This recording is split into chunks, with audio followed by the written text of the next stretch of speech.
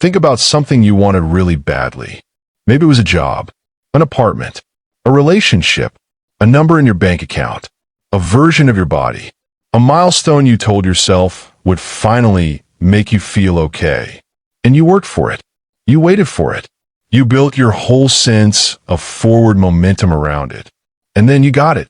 And for a moment, maybe a week, maybe a month, it felt exactly like you thought it would.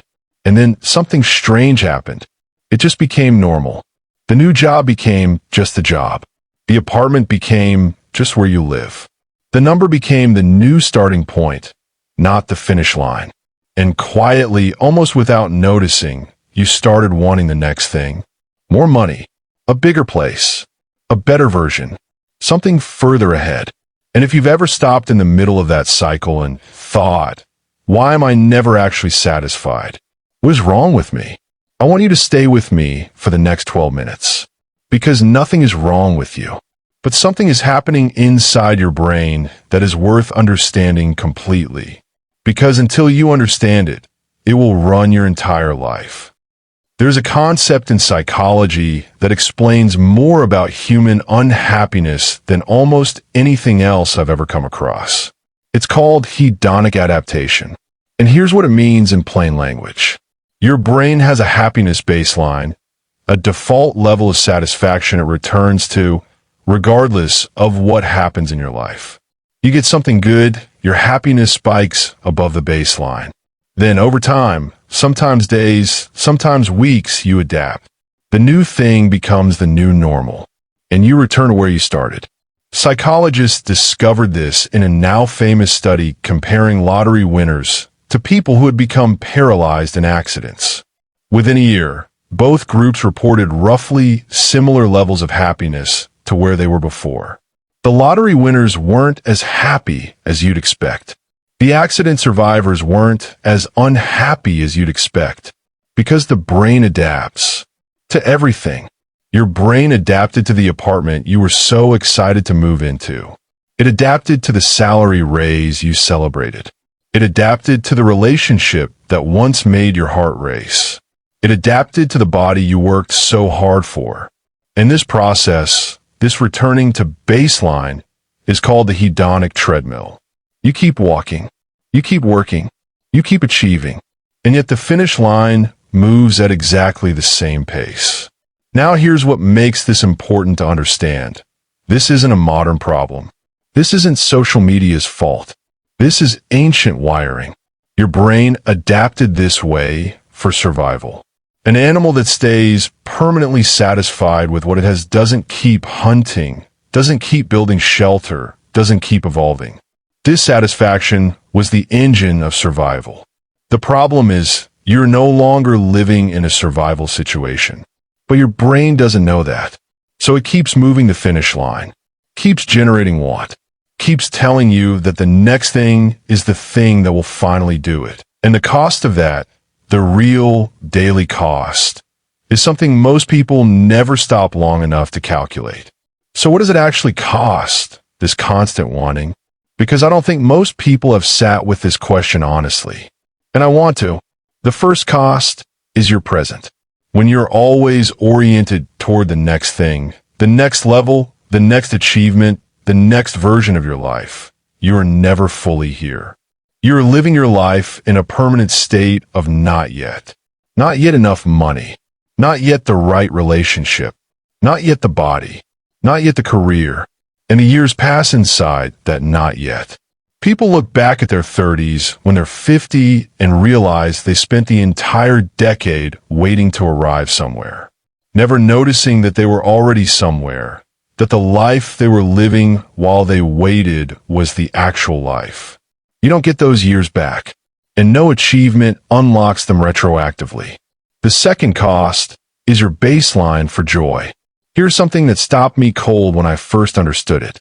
The more you pursue, the more your brain recalibrates what counts as enough.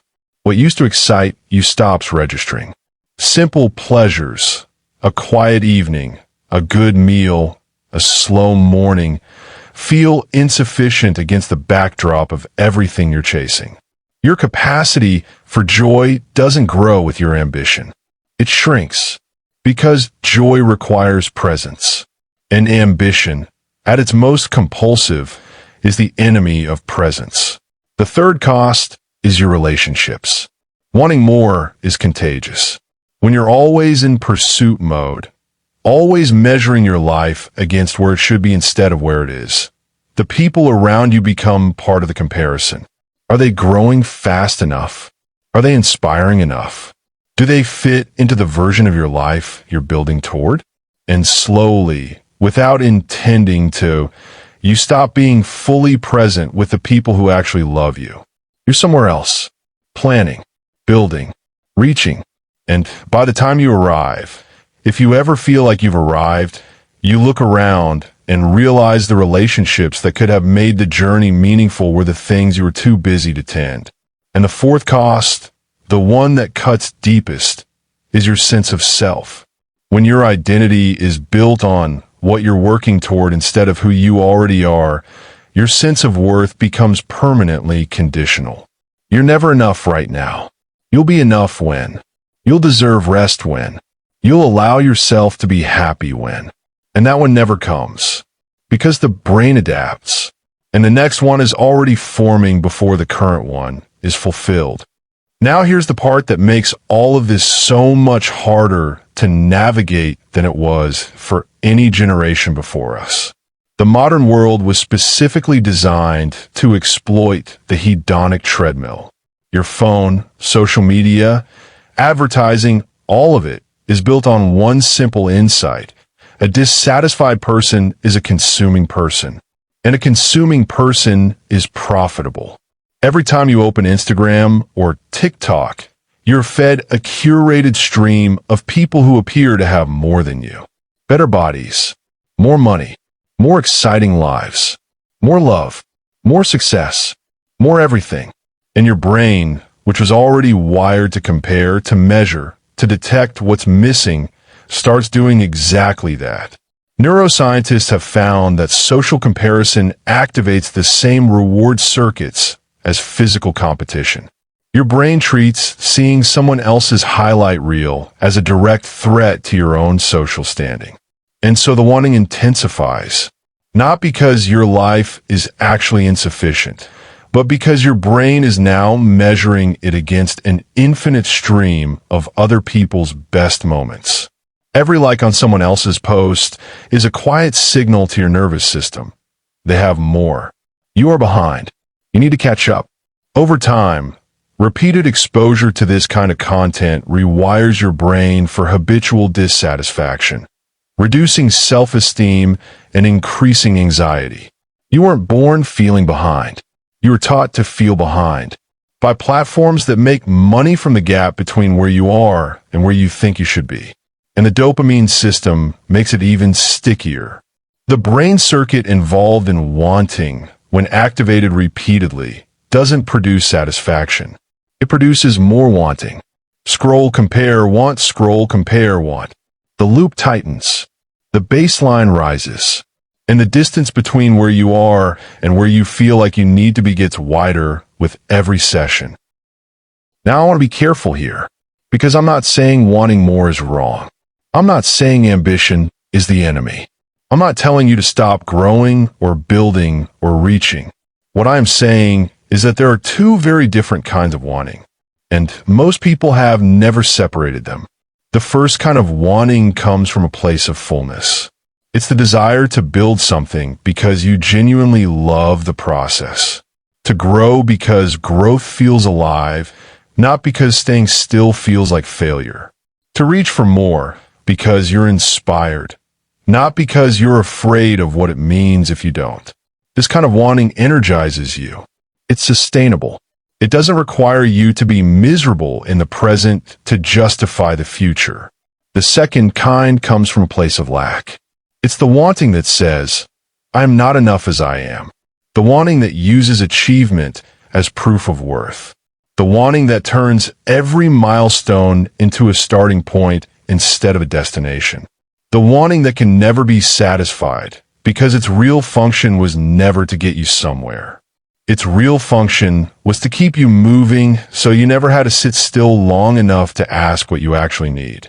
Most of what the modern world is selling you, the hustle, the grind, the optimization, the constant upgrade, is the second kind. And the cost of building your life on the second kind is that you can spend decades achieving and still feel empty. Because the emptiness was never about what you didn't have. It was about what you never let yourself feel. So what do you actually do with this? First, learn to notice the arrival. Most people blow past the moment they get what they wanted. The job offer comes, and within 24 hours, they're already thinking about the next step. When something you worked for arrives, deliberately stop. Mark it. Sit inside it for longer than feels natural. Tell someone. Write it down. Let yourself feel the completion before you reach for the next thing. This is not complacency. This is interrupting the treadmill. Consciously rewiring your brain to register the arrival instead of immediately discounting it. Second, separate the wanting from the needing. Ask yourself honestly, is this something I genuinely want? Or is this something I've been made to feel I need in order to be enough? Because there's a difference between wanting a creative project because it lights something up in you, and wanting a certain salary because you've absorbed the message that your worth lives in a number. The question is not, what do I want? It's, where does this wanting come from? Third, build a floor, not just a ceiling. Most people who struggle with wanting more have spent all their energy building their ceiling, the heights they want to reach, without ever building a floor. What in your life right now, if it disappeared tomorrow, would you suddenly realize you should have cherished? That's your floor. And building the habit of noticing it, naming it, protecting it, is the difference between a life that feels meaningful and one that just accumulates achievements. Fourth, ask what enough actually looks like. This is the question most people never ask. They spend their whole lives in motion toward more without ever defining what enough would feel like. Not rich, not famous, not impressive, just okay. Because when you define enough, when you actually draw the line, you suddenly have a destination. And when you have a destination, the journey stops being an endless treadmill and starts being something you can actually complete. Here's what I want to leave you with. Wanting more is not the problem. The problem is a life lived entirely in the wanting, where the present is always a waiting room for something better, and enough is always just one more achievement away. You are allowed to want things. Big things, real things, things that scare you with how much you want them. But you don't have to sacrifice the life you already have to justify the life you're building. The morning you're in right now, the people who are already in your life, the version of yourself that exists today before any of the next things happen, those things are real. They are happening, and they will never happen again. You can want more and still be here. You can be ambitious and still be present. You can build towards something and still let yourself feel the ground beneath your feet right now. The cost of wanting more doesn't have to be the life you already have. That is a choice, and it's one you can start making today. If this video gave you something real, share it with someone who needs to hear it. Subscribe for more content like this. The real stuff, the deep stuff, the things that actually shift how you see your life. I'll see you in the next one.